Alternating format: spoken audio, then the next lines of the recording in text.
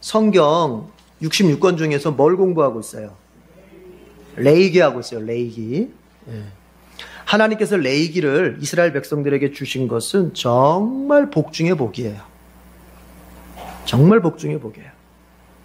여러분, 레위기는 복음이에요. 복음. 복음. 왜 복음일까? 여러분, 복음이라고 하는 것은 어떤 사람에게 복음이 되느냐면은 목말라 하는 사람에게 복음이 되는 거예요. 자, 여기 시원한 물이 있다 합시다. 너무 덥잖아요. 너무 지금 막 여러분 더워서도 고생 많이 하실 텐데, 조금 어떻게 지금 이 안에 좀 시원한가요, 지금? 시원해요? 아, 강단은 더워요. 굉장히 지금. 굉장히 더워요, 강단은. 여러분 시원하시니까 그래도 제가 안심하고, 사람은 자기가 느끼는 것처럼 상대도 그럴 거라고 느끼잖아요. 그러니까 제가 덥다 보니까 여러분도 더울까 좀 걱정했는데 시원하다고 하시니까 감사한 일이에요. 자, 여러분 여기 물이 있다고 합시다. 그런데 이 물이 누구에게 복음이 될 수 있느냐? 목말라 하는 사람에게, 갈증나는 사람에게 이게 복음이 될 수 있어요. 무슨 얘기냐면, 여러분, 예수의 이름이, 예수의 십자가가 복음이 될 수 있는 것은 그 사람이 구원이라고 하는 것을 제대로 알고 구원에 목말라 할 때 복음이 되는 거예요.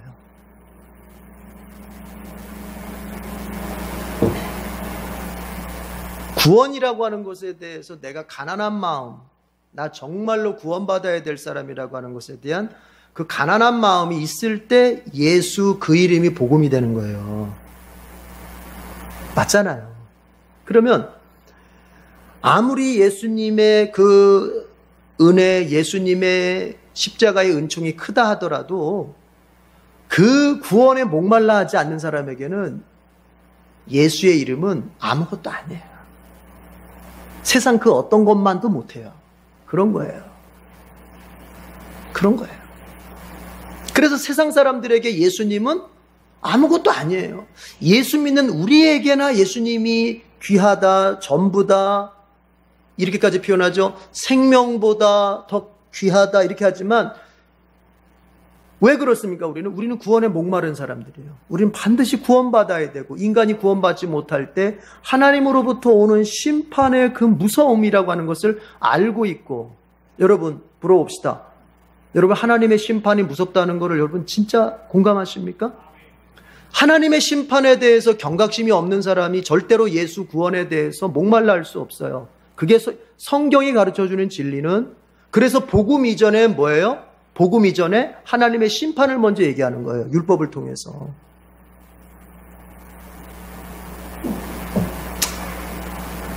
그 부분에 대해서 우리가 할 얘기도 많이 있지만, 자, 어쨌든. 그래서, 근데 우리는 신앙생활 이렇게 시작한 경우가 참 많아요. 어떻게? 구원에 목말라서 예수 믿었던 게 아니었어요.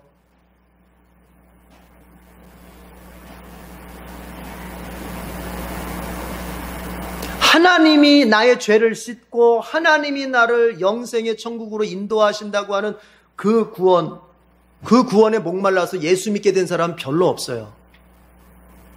여러분은 어떠신지 모르겠어요. 대부분의 시작이 어때요? 가정에 문제가 생겼어요. 자식이 아파요. 가난해요.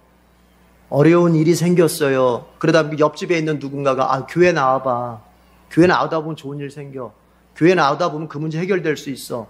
이렇게 해서 내가 교회를 나오게 됐고, 이렇게 해서 내가 교회를 한 번, 두 번 오면서 말씀을 듣다 보니까, 이렇게 여러 설교를 듣다 보니까, 아하, 사람이 떡으로만 사는 존재가 아니라 하나님의 말씀으로 살아야 될 영적인 존재고, 내가 이 현실적인 문제도 문제지만 더 큰 문제는 내 영혼이 하나님 앞에 구원받지 못하면 하나님의 영원한 심판이 나를 무섭게 심판하는구나 라고 하는 것을 이제 알게 되면서 예수 믿는 것에 대한 본질을 어떻게 돼요? 찾아가게 되는 거예요.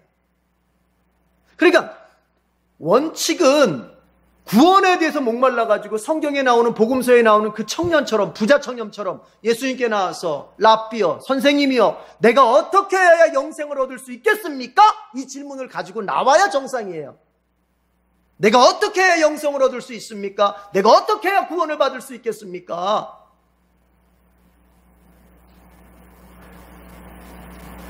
그 빌립보 감옥에서 바울이 채찍 맞고 갇혀 있었던 빌립보 감옥에서 그 천사가 뒤 흔들어 놓던 그 감옥에서 바울이 도망가지 않고 있었을 때 그 간수가 어떻게 해야 구원을 얻을 수 있겠습니까?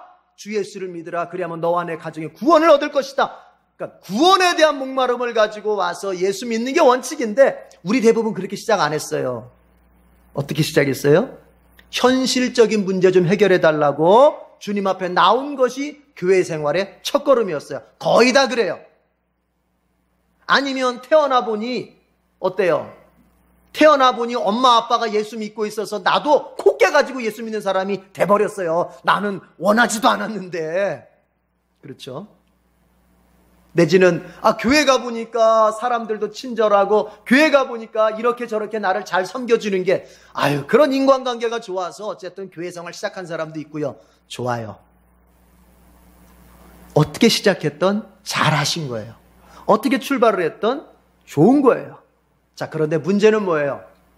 그렇게 시작한 신앙생활이 죽을 때까지 그렇게만 가면 그게 안 된다는 얘기입니다. 여러분의 담임 목사의 말을 오해하지 마세요. 우리가 범사가 하나님으로부터 잘 되고 우리의 범사가 하나님으로부터 도움을 받는 그것이 나쁘다는 얘기가 아니라 우리가 신앙생활을 그렇게 시작했지만 어때요? 설교 한 번 듣고 10번 듣고 100번 들으면서 신앙생활이 1년, 5년, 10년 신앙생활의 횟수가 되어지면서 신앙생활이 점점 어떻게 변해가요? 영적으로 변해가야 됩니다. 신앙생활이 현실적인 것에서 영적으로 변해가야 되는 거예요. 예수 믿는다고 하는 것에 대한 본질이 무엇인지를 점점 배워가야 되는 거예요. 그게 신앙의 성장이에요. 그게 신앙이 성장하는 거예요. 그런데 우리는 신앙의 성장을 어떻게 배웠느냐? 기도를 조그마던 사람이 길게 하고 은사를 전혀 못 보던 은사가 없던 사람이 은사를 체험하고 이런 것들을 신앙의 성장으로 생각했어요. 여러분 아십시오? 기도를 1시간에서 2시간, 3시간으로 늘리고 은사를 체험하고 은사를 경험해도 여전히 내 영혼이 하나님 앞에서 구원받은 그것에 대한 감사, 그것에 대한 감격, 즉 신앙의 영적 측면의 본질은 관심 두지 않고 여전히 내가 현실 가운데서 무슨 문제를 해결받을까, 무엇을 먹고 살까 이러다 이 사람은 신앙이 아직 성장하지가 않은 거예요. 경험들만 한 거지. 신앙의 경험과 신앙의 성장은 같은 말이 아닙니다. 여러분이 은혜를 체험할 수 있습니다. 여러분이 은혜를 경험할 수 있어요. 해야죠. 그러나 은혜의 경험과 신앙 성장은 다른 거예요. 우리는 경험을 많이 한 사람을 갖다가 신앙이 성숙하다고 얘기를 하는 경향이 있어요.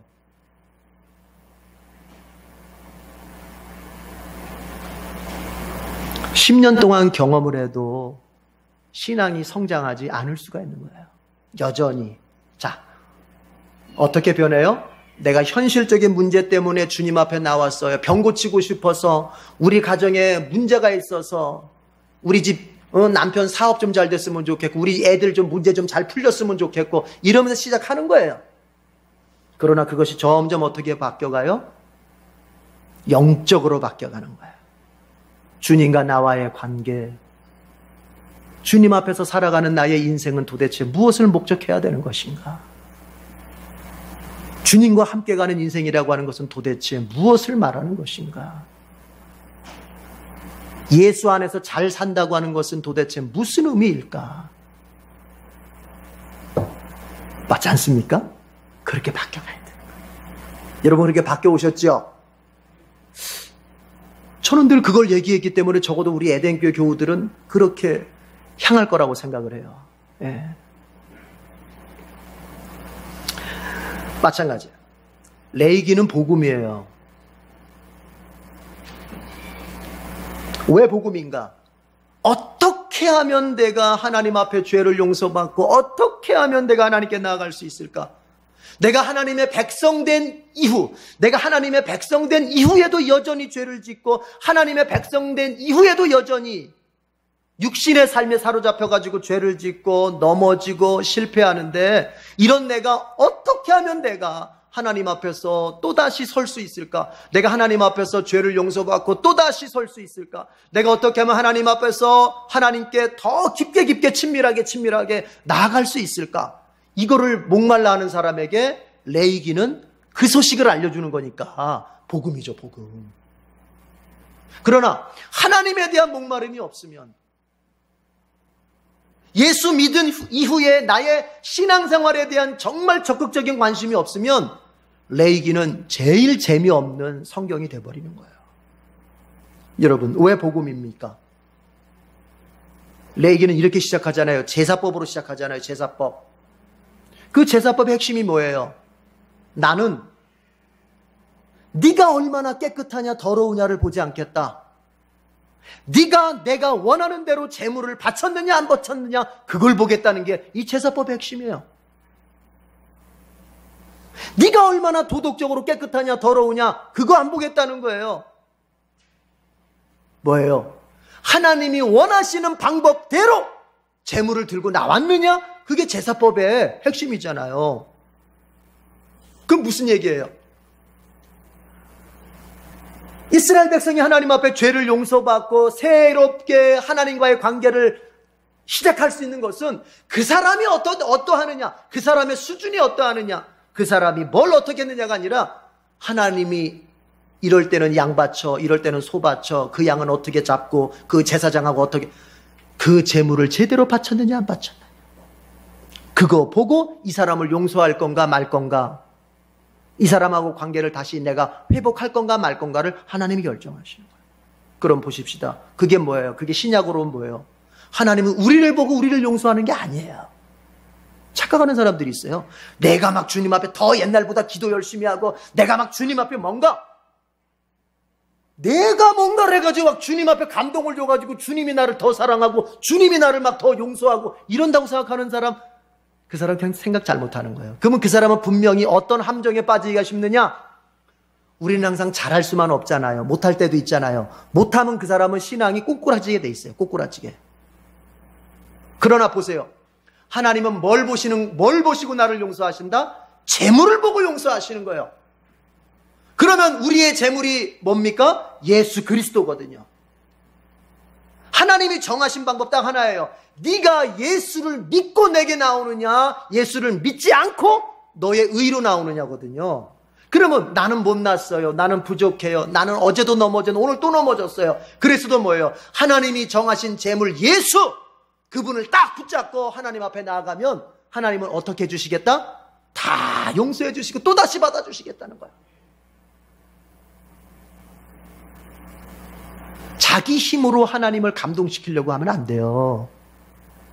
그 사람은 작심 3일 만에 그 사람 꼬꾸라지게 돼 있어요. 아니에요. 예수 그 이름, 하나님이 나에게 허락하신 유일한 재물, 그 예수님을 내가 다 믿고, 예수님이 나를 위해서 행하신 그 십자가의 은총을 믿고 내가 그 믿음으로 나갈 때 하나님이 나를 용서하시는 거야. 레위기는 그걸 말하잖아요. 내가 너를 보고 용서하는 것이 아니라 네가 들고 나온 재물을 보고 너를 용서하겠다. 주님이 나 때문에 나를 사랑하는 것이 아니라 내가 들고 나간 예수 때문에 나를 사랑하시고 나를 용서하시는 거예요. 믿으십니까? 믿으세요? 이게 확실해야 돼요. 그게 레위기예요. 자, 그런 가운데서 이제 하나님께서는 여러 가지를 말씀하셨죠. 오늘 우리가 볼 것은, 여러분 25장을 보고 있는데 안식년에 대해서 먼저 말씀하셨어요. 안식년. 여러분 안식일이 있잖아요. 안식년은 뭐냐면 안식일의 확대판이라고 생각하면 돼요. 확대판. 안식일은 어때요? 7일마다 하루씩 딱 정해진 날에 하나님께 예배하면서 하나님께 집중하면서 모든 노동을 쉬면서 온전히 하나님께만 집중하는 날이잖아요. 그게 안식일이잖아요. 7일마다 한 번씩. 안식년은요 7년마다 1년 동안 그렇게 하는 거예요. 그러니까 7년마다 1년 동안 안식일처럼 하는 거야, 안식일처럼. 그러면 보세요, 여러분. 안식일, 하나님이 어떤 약속의 날입니까? 복을 주시마 약속하신 날이에요. 출애굽기에 보면 그런 말이 있잖아요. 하나님께서 그런 말씀하시잖아요. 내가 이 날에 너희에게 복을 줄 것이다. 그러니까 안식일은 하나님이 복을 주시는 날이에요. 여러분, 주일은 하나님이 복을 주시는 날이에요. 우리를 귀찮게 하는 날이 아니에요. 하나님께서 복을 주시는 날이에요. 그렇게 약속을 하셨어요. 그런데 여러분 보세요. 안식년은 뭐예요? 복을 갖다가 1년 내내 주시겠다는 거예요. 1년 내내. 하루 복 주던 걸 갖다가 1년 내내 복을 주시겠다는 거예요. 그게 안식년이에요. 그게. 그러니까 우리가 하나님의 마음을 먼저 알아야 돼요. 하나님은 우리에게 복을 이렇게 저렇게 이런 이유 저런 이유 이런 건수 저런 건수 잡아가지고 복을 주고 싶어 하시는 분이 바로 하나님이신 거예요. 그래서 하나님이 안식일에만 복 주시던 것, 야 안식년 그때는 하루가 아니다. 내가 1년 동안 너에게 복을 부어주겠다. 그게 안식년이에요. 몇 년마다 한 번씩? 7년마다 한 번씩. 그리고 난 다음에 희년은 몇 년마다 한 번씩? 50년마다 한 번씩.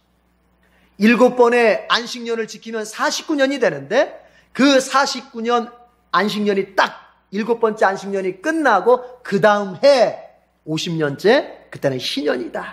희 이것도 복희자라요. 복희라 그랬어요. 그러니까 이때도 뭐예요? 복을 주는 해. 그러니까 안식년 49번째 안식년하고 겹치는 50년 희년은요. 여러분 2년 동안 복을 주시면 2년 동안 계속 여러분의 가정이 2년 동안 복을 그냥 듬뿍 받는다고 생각을 해보세요. 그렇게 주시는 거 하나님께서. 50년마다 한 번. 그래서 그때도 50년 희년 때도 여전히 파종 심지 않고 추수하지도 않고 그냥 가만히. 그러나 하나님께서 이제 48번째 그때 해에 3년 먹을 지가 아예 준다 그랬으니까 굶을 일은 없다.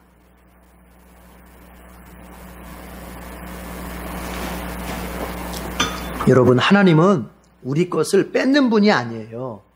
하나님은 우리에게 복을 주시기를 기뻐하셔요. 우리 부모들 마음에 그런 거 있잖아요. 자식한테 뭘 자꾸 주고 싶어. 자꾸 주고 싶은데 자꾸 이렇게 주면 이상하게 자식들이 그걸 부담스러워하면서 오히려 화를 내. 주시면 아유 엄마 감사하게 먹겠습니다. 아유 아빠 감사합니다. 이렇게 해야 되는데 자꾸 주는 게 어린아이 취급하는 것 같은지 화를 내 부모한테 오히려. 그죠? 그 부모가 어떻게 해요? 건수를 만들어서 주죠. 건수를 만들어서. 그게 부모 마음이에요. 건수를 만들어서. 하나님이 그런 거예요. 하여튼 이렇게 저렇게 건수를 만들어서 우리한테 복을 주시고 싶은 거예요. 이 하나님을 바라보시길 바랍니다.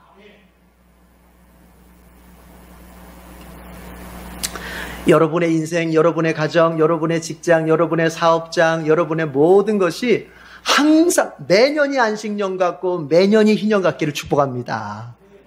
그렇게. 자, 이렇게 해서 우리가 두 번째 단락까지 했는데 오늘 한번 여기를 보십시다. 어디 보시냐면은 23절, 24절. 세 번째 단락은 23절에서 34절까지인데 그 가운데서 우리가 표시를 좀 할 텐데 23절, 24절. 표시했나요? 안 했죠? 네, 했어요.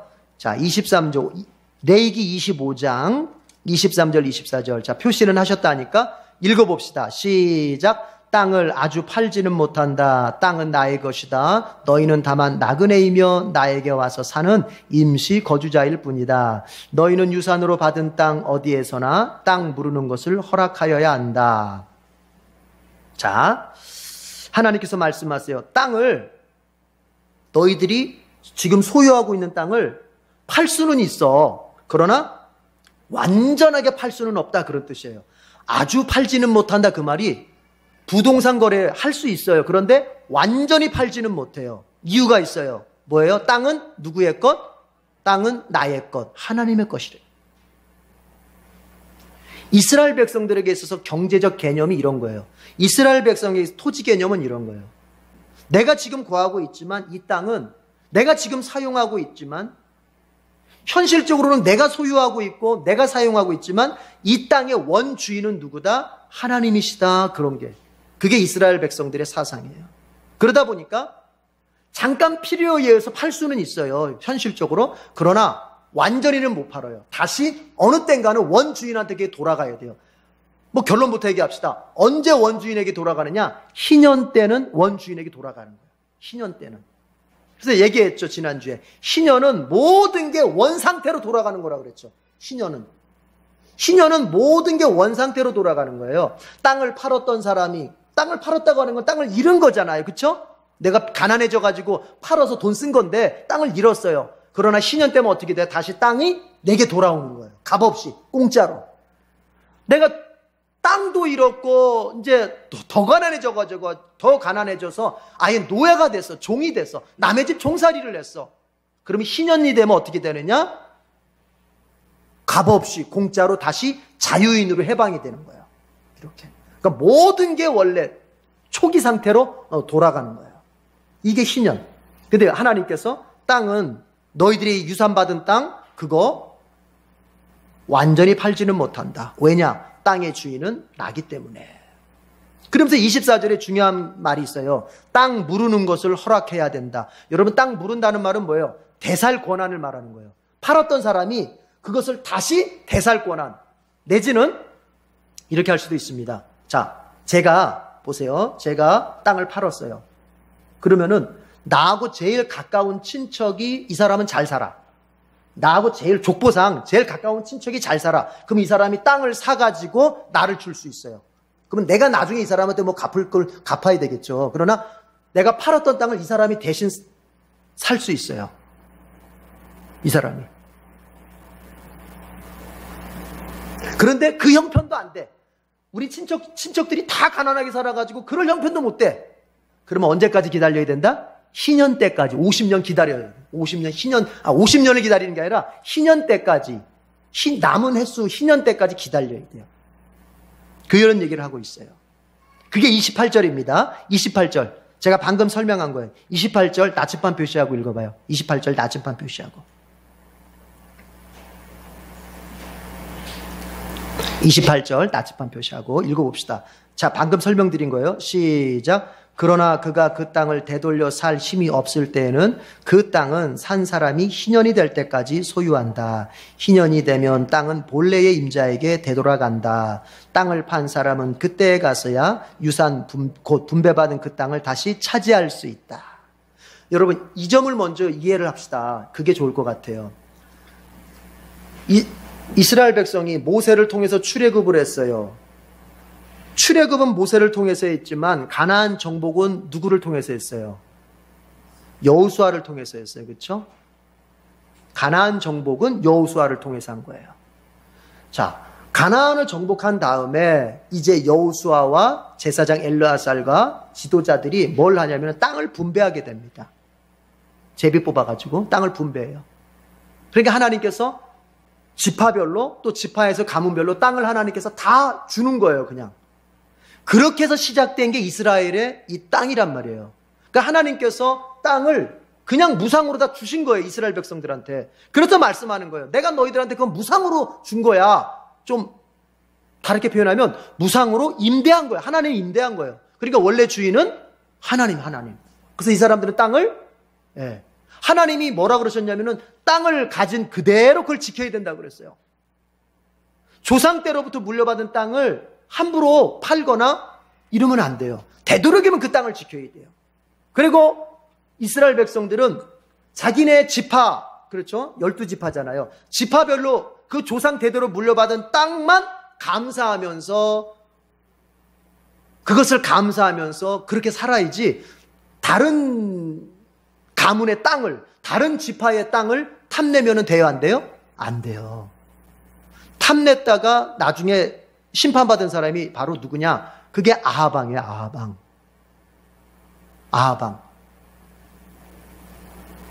아하방이 남의 땅을 갖다가 탐내서 뺏어버리잖아요. 뺏었다가 어떻게 돼? 나중에 아합도 죽는 거예요. 그게 왜 그러느냐? 하나님이 딱 땅을 갖다가 각 지파별로 준 다음에는 그 땅 안에서 감사하는 거예요. 그 땅으로 살면서 그 땅을 지키면서 그 땅을 감사하며 사는 거예요. 여러분, 제일 중요한 게 있어요. 뭐냐? 남하고 비교하지 말아요. 인간의 모든 불행은 비교하는 데서 오는 거예요. 비교하는 데서. 여러분이 행복하지 않다면 딱 하나예요. 비교하기 때문에 그런 거예요. 비교하기 때문에. 비교해서 교만해지거나 비교해서 열등의식에 빠지거나 둘 다 행복하지 않아요. 교만해도 행복하지 않고 그 다음에 열등감에 빠져도 행복하지가 않아요. 비교예요. 비교.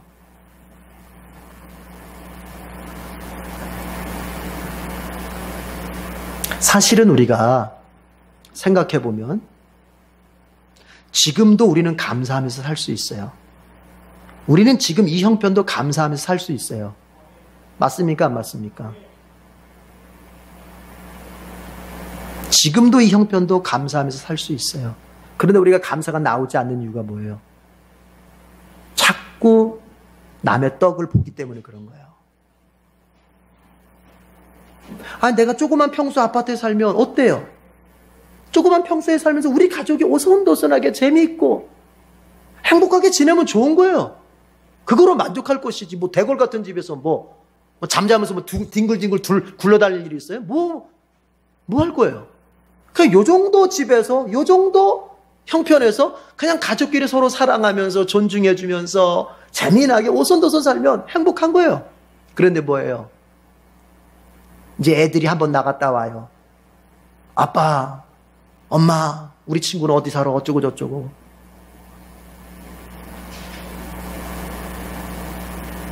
이러면 이제 그래서 믿음을 지키려고 했던 사람들이 찾아갔던 곳이 어디냐? 그게 바로 사막이에요. 사막.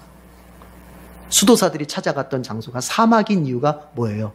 사막에 가서 같이 사는 게 아니에요. 홀로 사는 거예요. 사막에다 텐트 하나 쳐놓고, 아니면 텐트도 없으면 동굴 찾아가지고 동굴에서 살면서 평생 기도하면서 사는 거예요. 이 사람은. 뭐 할 게 없어요? 남하고 비교할 게 없는 거예요. 남하고 비교할 게 없으니까 뭐에 집중할 수 있어요? 하나님께 집중할 수 있는 거예요. 우리는 여러분 어떻습니까? 신앙조차도 비교해. 신앙조차도 비교해. 돈을 비교하는 거는 넘어서서 이제는 신앙조차도 비교해. 예수 믿는 사람들이 제일 피해야 될 게 뭐냐? 신앙 비교하는 거예요. 신앙 비교. 누구는 믿음이 좋다. 누구는 믿음이 나쁘다. 그거는 하나님이 하실 말씀이지 여러분이 할 얘기가 아닌 거예요. 여러분이 누구의 신앙을 이렇게 판단하고 비판하는 것은 우리 물론 그럴 수는 있어요. 연약한 성도를 우리가 이끌어주기 위해서 그들의 믿음의 삶을 우리가 객관적으로 잘 살펴서 이 사람이 지금 믿음에 서 있나 안 서 있나를 분별하는 건 좋아요. 그러나 제가 저기서 드린 말씀은 그걸 말하는 게 아니라 정죄를 해. 정죄를. 믿음이 있다 없다를 정죄를 해. 그 사람을. 그러면 그거는 내가 하나님 자리에 서게 된 거예요. 그러면 안 돼요. 신자들이 조심해야 될 것이 바로 뭐냐? 영적인 비교예요. 영적인 비교. 영적인 비교. 이것이 제일 무서운 것이고 이게 사실은 이게 제일 교회를 파괴시키는 행동 중에 하나예요. 왜냐? 여러분, 영적인 것은 눈에 보여요, 안 보여요? 안 보이잖아요. 안 보여요. 그럴 때 얼마든지 말 가지고 장난칠 수 있는 게 바로 이거예요. 그래서 바울이 말하는 겁니다. 뭐라 그래요? 하나님의 나라는 말에 있지 않고 능력에 있다는 거예요. 여러분이 보여줘 보세요. 여러분이 삶으로 보여줘. 여러분의 믿음이 있다면 여러분의 삶으로 증명해봐요. 말로 하지 말고. 이게 말 가지고 장난치는 게 아니란 말이에요.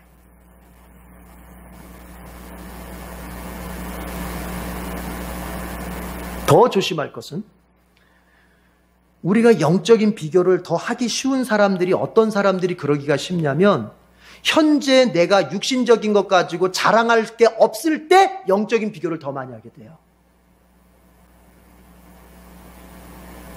내가 육신적으로는 내세울 게 아무것도 없어. 돈도 없고 명예도 없고 우리 그냥 하여튼 가문이 이렇게 대단한 가문도 내가 더 이상 내가 육신적으로 뭔가를 다른 사람 앞에 잘난 척할 게 없어. 잘난 척할 게 없어. 그러면 꼭 이제 쓰게 되는 게 뭐냐? 자기의 영적인 면을 부각시키면서 그거 가지고 남 앞에서 군림하려고 들고 그거 가지고 남 앞에서 행세하려고 들고 이렇게 나오기가 쉬운 거예요. 그렇게 되는 거예요, 그게. 저는 지금 현실적인 얘기, 정말 우리가 조심해야 될 얘기를 합니다.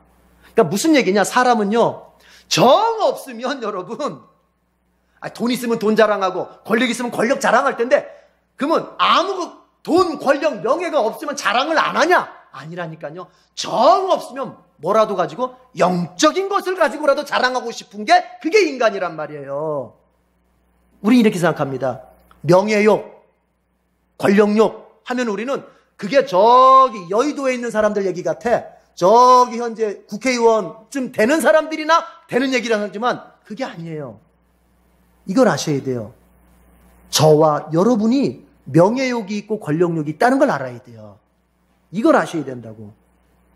그렇잖아요. 우리 안에 얼마나 자랑하고 싶은 마음이 있잖아요.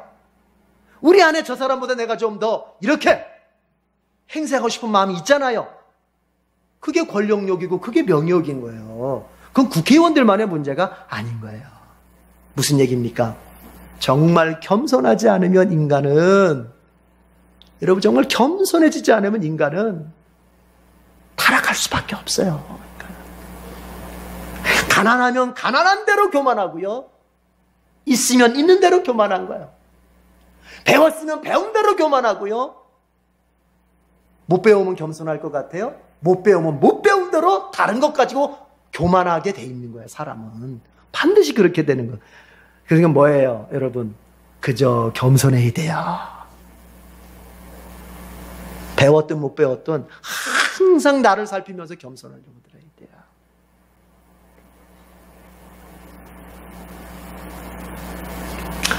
그렇습니다.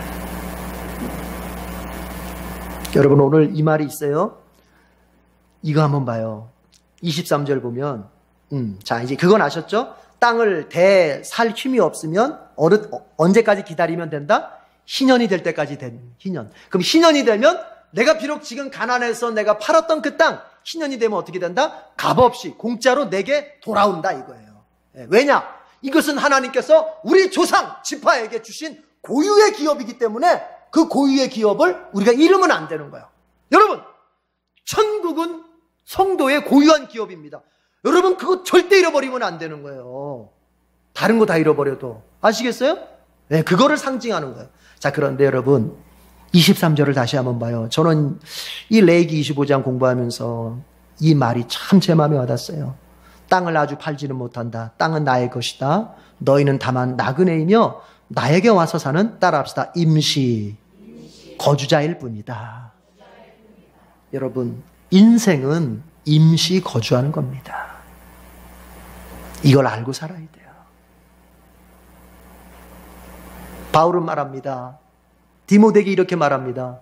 자기 후배 목회자 디모데에게 우리가 빈손으로 왔으니 빈손으로 떠난다. 공술의 공수거라는 말, 그게 무슨 저기 유학에서 하는 말이 아니라 그게 바울의 말이에요. 우리가 올 때 가져온 것이 없으니 떠날 때 가져갈 게 아무것도 없다. 왜냐? 우리는 이 땅 사는 동안 임시로 살다가 이제 본향을 향해서 가기 때문에 이걸 알고 살아야 돼요. 여러분, 하나님께서 이스라엘 백성을 향해서 너희는 임시 거주자다, 나그네다 이렇게 말해요. 그런데 이 말은 이스라엘 민족에게만 해당되는 얘기가 아니란 말이에요. 오늘을 살고 있는 모든 인생은 인생 자체가 임시 거주일 뿐이에요. 그리고 모든 인간은 다 임시 거주자일 뿐이에요. 여러분, 이 세상의 삶은 영원한 거주가 아닙니다. 믿습니까? 교회를 다닌다고 하는 것은, 신앙생활 한다고 하는 것은 그거를 여러분 단순히 아는 정도가 아니라 매일 생각하면서 오늘을 사는 사람들이 그리스도인이에요. 나는 떠날 사람이라고 하는 것을 매일 일깨우면서 사는 게 바로 그리스도인이라고요. 어느 수도사가 말했습니다. 초보생 수도사가 이제 대선배 수도사한테 질문을 했어요. 어떻게 하면 신앙생활 잘할 수 있습니까? 딱 한 가지다. 너는 내일 떠난다고 하는 것을 기억하는 것이다. 오늘을 살지만 너는 내일 떠날 것이다.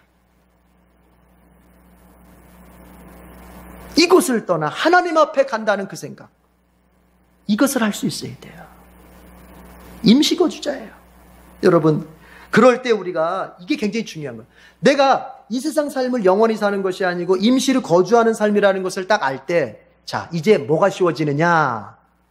우선순위 결정이 쉬워지는 거예요. 뭐가 더 중요하고 뭐가 덜 중요한지, 내가 무엇을 궁극적으로 추구해야 되고 내가 무엇을 그저 임시 방편으로 추구해도 그만, 안 해도 그만인지, 내가 선택하는 기준이 이게 확실해지고 분명해지고 쉬워지고 달라지는 거예요. 생각해 보세요. 이 세상의 삶이 전부요, 이 세상의 삶으로 나의 인생이 완성되어지는 것이고 끝나는 것이라고 생각한 사람이 하는 선택과, 이 세상은 임시거주, 이 세상은 지나가는 인생이요, 우리가 가야 할 저 본향이 따로 있다고 믿는 사람의 선택, 여러분 같겠습니까? 다르겠습니까? 다른 거예요. 다른 거예요. 다른 거예요. 고3 아이가 나의 인생이 고등학교 생활로 끝날 거라고 생각하는 그 아이와, 아니다, 나의 인생은 대학으로 이어진다고 생각하는 그 아이의 그 고등학교 생활이 같겠어요? 다르겠어요? 그렇죠? 아니, 고등학교로 끝나는 아이들은 애써서 뭐하러 고생하면서 공부를 하겠어요? 야, 그냥 놀러 다니자. 그냥 막 나이트클럽도 가고 그냥 막 놀러 다니면서 그냥 놀자. 그렇게 아니겠습니까? 그러나 내 인생이 고등학교에서 머무르지 않고, 이 고등학생 시절로 머무르지 않고 대학생 시절로 간다고 하는 것을 바라보고 있고 믿고 있는 사람은 어떻게 살겠어요? 오늘 나이트클럽 가고 싶지만 절제하고 도서관으로 가자, 독서실로 가자, 이렇게 되지 않겠어요? 이게 선택이 달라져.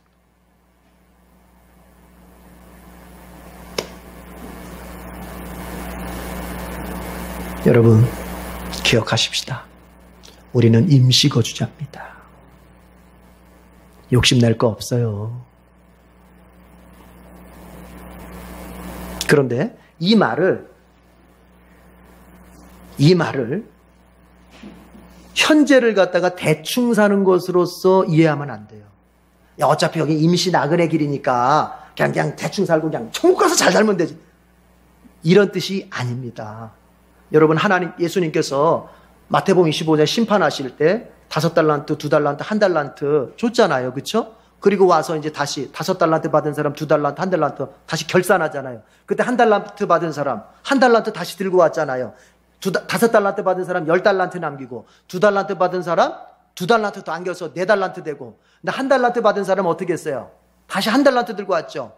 주인을 무서워해가지고 땅 파가지고 다 묻어놨다 그러잖아요. 그리고 그때 예수님께서 뭐라고 말씀하세요? 앞에 5달란트, 2달란트 받은 사람한테는 잘했다, 착하고 충성된 종아, 이렇게, 그쵸? 이렇게 말해요. 그리고 1달란트 받은 사람은 뭐라고 그랬어요? 악하고, 그리고 뭐라 그랬어요? 게으른 종아 그랬잖아.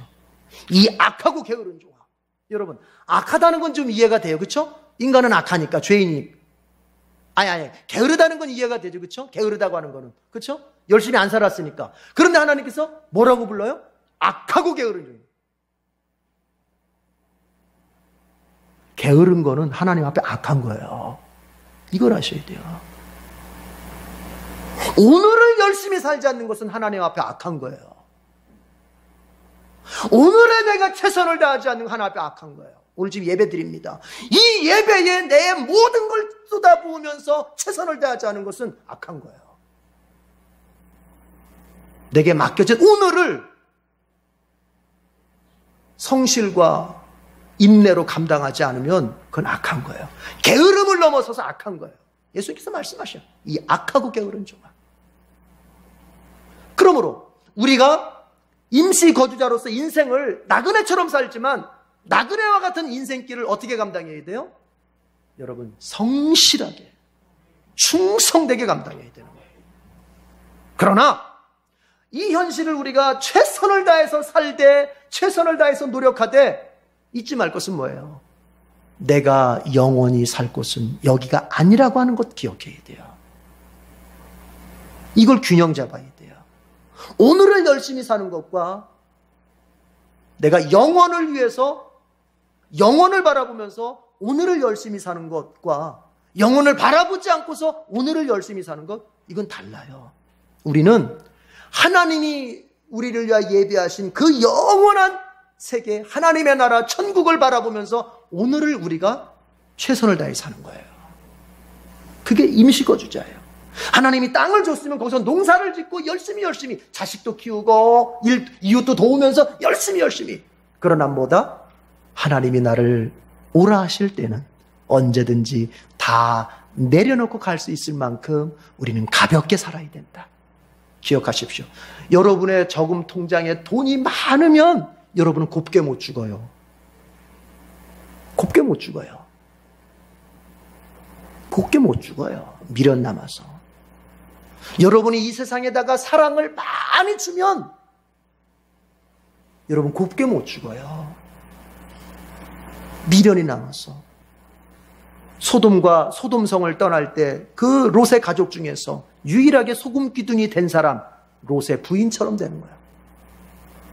소돔성에다가 너무 화려한 집, 너무 많은 재산을 일궈놨더니, 아니 지금 막 하나님이 유황불로 그 소돔성을 막 심판하시는데도 빨리 떠나서 살 길을 찾아야 되는데 가다가 어떻게 했어요? 저거 아까워서 어쩌지? 봤다가 어떻게 됐어요? 소금 기둥 때문에. 그게 뭐예요? 곱게 못 죽는 거예요. 여러분, 열심히 사세요. 돈도 열심히 버시고 스펙도 젊은이들 쌓을 수 있을 만큼 열심히 쌓으시고. 그러나 기억하세요. 그거를 나만을 위해서 욕심부리며 살면 그 사람 곱게 못 죽어요. 벌었습니까? 하나님을 위해서 쓰고 이웃을 위해서 쓰고.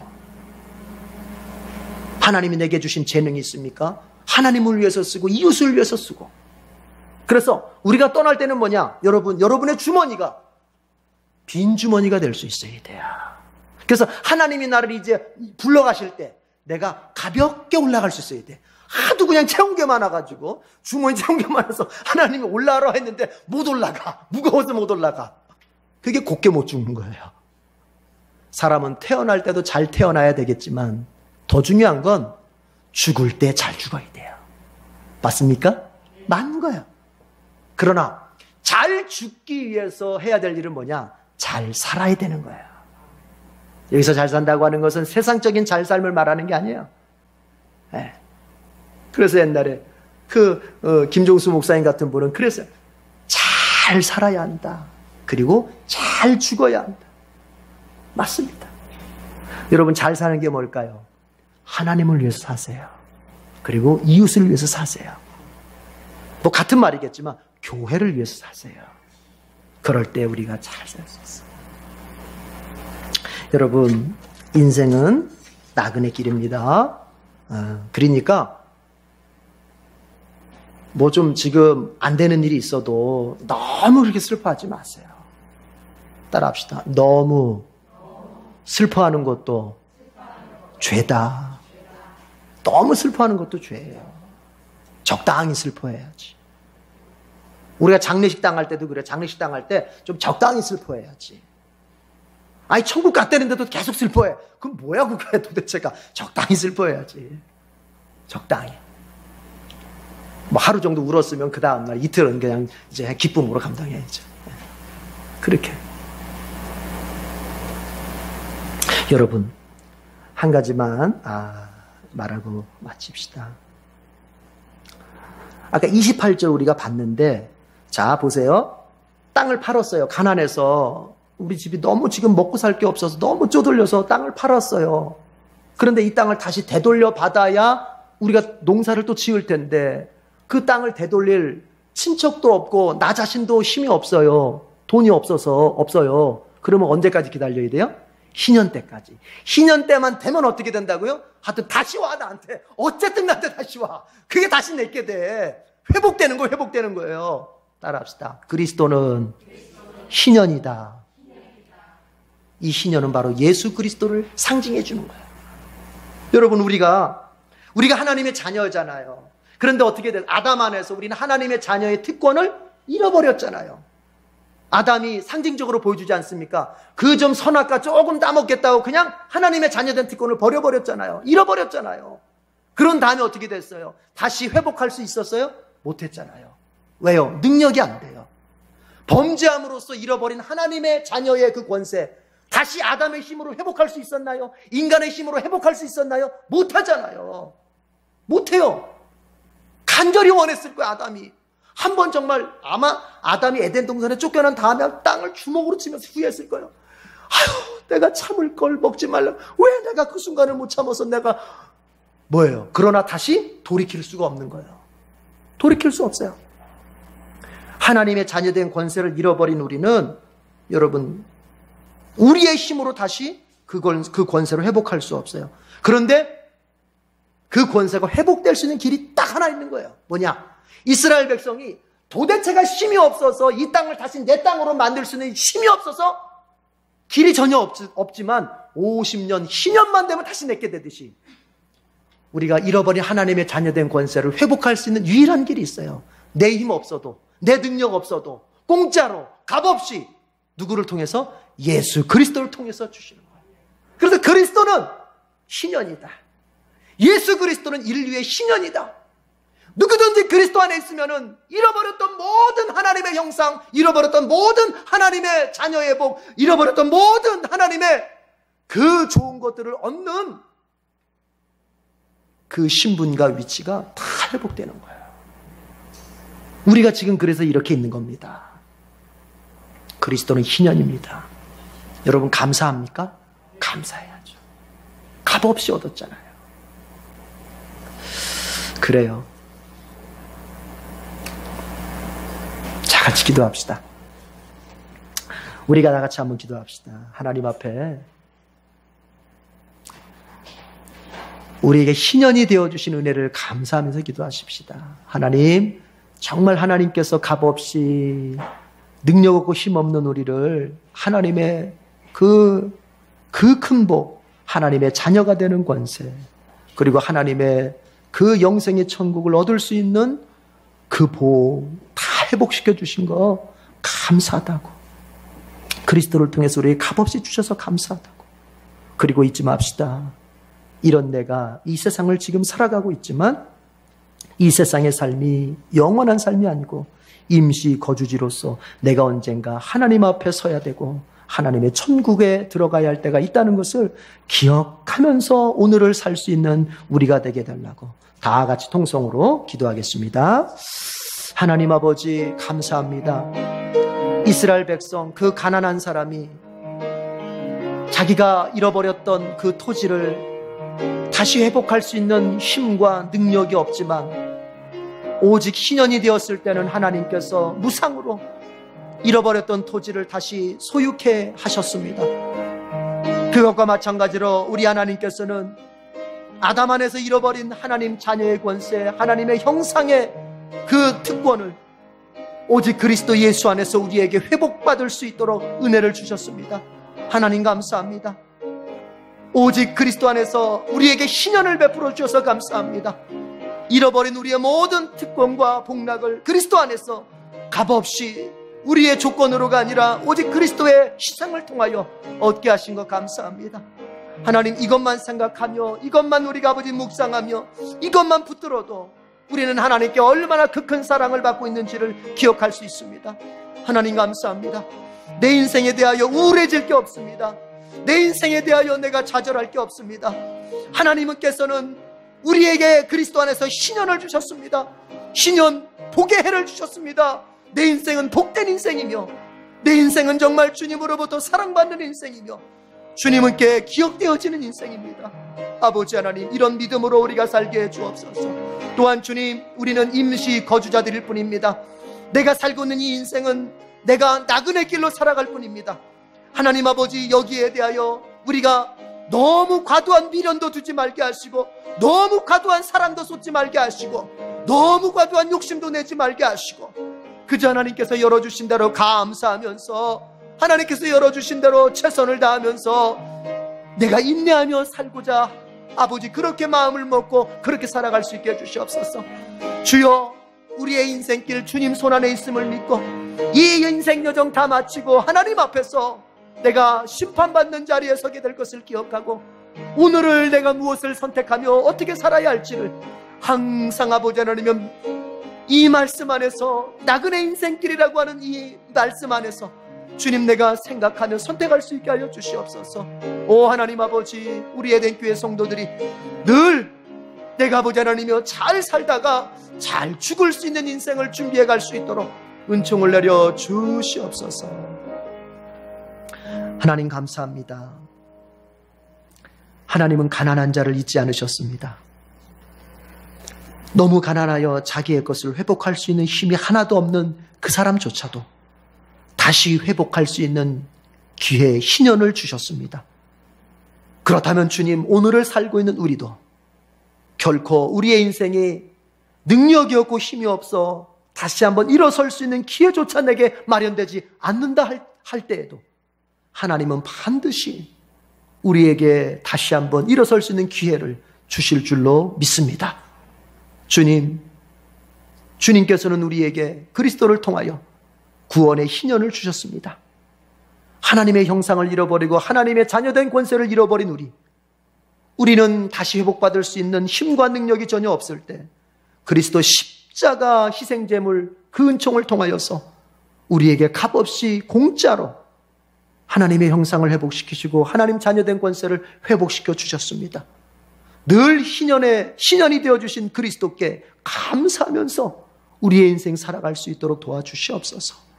자비하신 주여, 우리 주님은 우리가 이 땅을 사는 그 마음가짐이 무엇이어야 하는지 말씀하셨습니다. 우리는 다 임시 거주자들일 뿐입니다. 우리는 나이를 먹어가면 먹어갈수록 이 세상을 떠나 하나님 나라에 갈 것이 더욱더 가까워진 사람들입니다.